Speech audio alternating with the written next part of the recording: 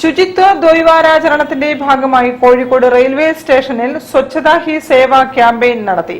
മാലിന്യത്തിൽ നിന്നും കരകൗശല വസ്തുക്കൾ ഉണ്ടാക്കുന്നത് പരിചയപ്പെടുത്തി. പുനരുപയോഗം മാലിന്യ നിർമ്മാർജ്ജനത്തിൽ എന്ന വിഷയത്തിൽ എം.എ. ജോൺസൺ ക്ലാസ് എടുത്തു. സെപ്റ്റംബർ 17 മുതൽ ദേശീയ തലത്തിൽ ആരംഭിച്ച ശുചിത്വ ദ്വൈവാരാചരണത്തിന്റെ ഭാഗമായി 6ാം ദിവസം പുനരുപയോഗം മാലിന്യ നിർമ്മാർജ്ജനത്തിൽ എന്ന വിഷയത്തിലാണ് ക്ലാസ് നടന്നത്. പരിസ്ഥിതി പ്രവർത്തകനും ദേശീയ ഹരിതസേനയുടെ കോഴിക്കോട് ജില്ലാ പരിശോധനാ സമിതി അംഗവുമായ എം.എ. ജോൺസൺ ക്ലാസ് എടുത്തു.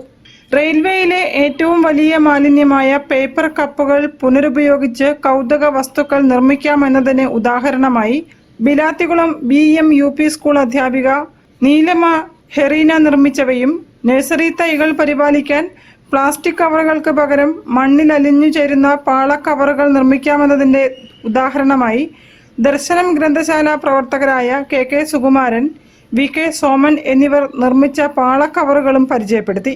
Kozhikode railway station manager CK Harish, deputy station manager M Ajeesh, Kozhikode RPF sub inspector Shinoj, health inspector Leema എന്നിവർ സംസാരിച്ചു.